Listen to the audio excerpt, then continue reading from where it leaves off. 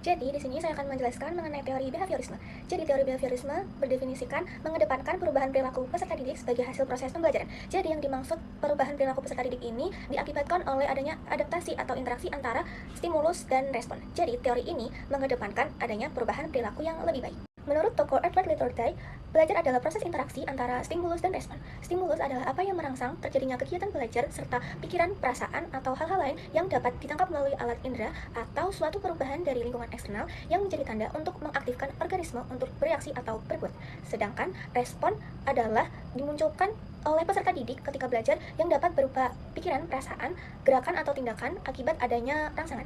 Jadi, perubahan tingkah laku ini akibat dari kegiatan belajar yang dapat berwujud konkret, yaitu yang dapat diamati dan berwujud tidak konkret yang tidak dapat diamati. Selanjutnya ada prinsip teori belajar behaviorisme. Jadi di prinsip teori behaviorisme ini ada 3. Yang pertama, apabila seseorang sudah mampu menunjukkan perubahan perilaku, maka sudah dinyatakan sebagai sudah belajar. Artinya kegiatan belajar ini yang tidak membawa perubahan, maka tidak dinyatakan sebagai sudah dianggap belajar. Lalu yang kedua, adanya stimulus dan respon. Yang ketiga, adanya penguatan atau reinforcement, yaitu berupa penguatan positif dan penguatan negatif. Kemudian ada hukum teori behaviorisme. Yang pertama ada hukum kesiapan. Hukum kesiapan di sini diartikan sebagai kegiatan pembelajaran akan memberikan hasil yang diinginkan jika terdapat kesiapan, di mana adanya kesiapan antara pendidik dan peserta didik. Contohnya, guru memberikan pengantar atau abstraksi ketika sebelum dimulainya pembelajaran. Hal ini dapat meningkatkan motivasi dan menarik peserta didik untuk memulai suatu pembelajaran, maka pembelajaran tersebut akan berjalan secara baik. Lalu yang kedua ada hukum latihan. Hukum latihan di sini diartikan sebagai semakin banyak latihan, semakin besar peluang untuk berhasil. Artinya kegiatan pembelajaran akan berhasil jika peserta didik dibiasakan untuk berlatih secara kontinu dan terukur. Lalu yang ketiga ada hukum efek. Hukum efek di sini yang dirasakan oleh peserta didik setelah belajar akan memotivasi dirinya untuk terus belajar. Contohnya, jika seorang peserta didik mendapatkan hadiah berupa buku tulis dari gurunya ketika peserta didik tersebut dapat menyelesaikan UTS dengan maksimal. Lalu yang keempat ada hukum sikap. Hukum sikap di sini terbentuk setelah melakukan pembelajaran. Perubahan sikap dipengaruhi oleh hal-hal yang ia dapatkan selama kegiatan pembelajaran berlangsung. Selanjutnya, ada ciri-ciri dari teori behaviorisme. Yang pertama, mengutamakan pengaruh lingkungan. Yang kedua, hasil pembelajaran fokus pada terbentuknya perilaku yang diinginkan. Yang ketiga, mementingkan pembentukan reaksi atau respon. Yang keempat, ada bersifat mekanistis atau dilakukan dengan mekanis tertentu, misalnya meminta maaf. Lalu yang kelima, ada menganggap latihan itu adalah hal yang penting dalam proses pembelajaran.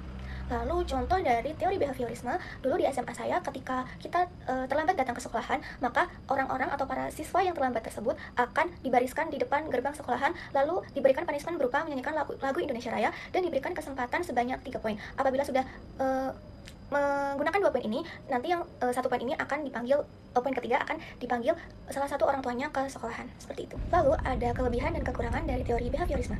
Kelebihan dari teori behaviorisme itu ada 3. Yang pertama, mudah diterapkan dan sangat praktis. Yang kedua, fokus pada hasil yang terlihat sehingga evaluasi lebih bersifat objektif. Lalu yang ketiga, efektif untuk membentuk kebiasaan dan perilaku dasar.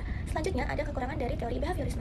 Yang pertama, membatasi kreativitas, produktivitas, dan imajinasi peserta didik. Yang kedua, timbulnya kesulitan untuk menjelaskan kondisi belajar yang kompleks karena hanya beracuan pada stimulus dan respon.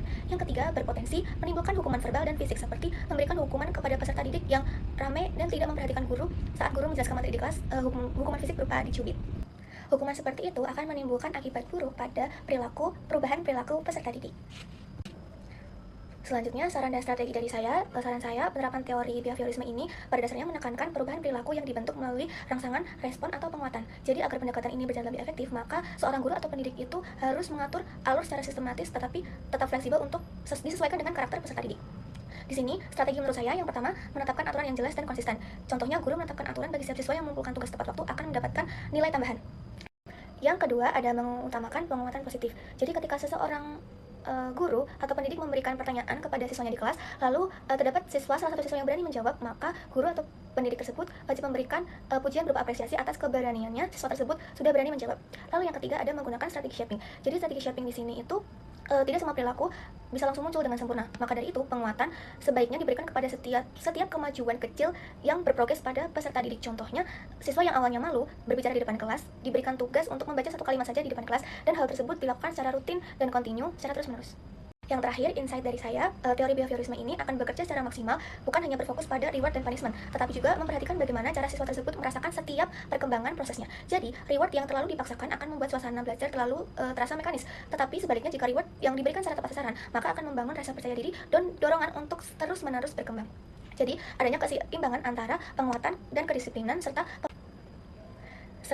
pemahaman serta pemahaman konteks yang akan menjadi kunci keberhasilan pada teori ini. Sekian dari saya, terima kasih.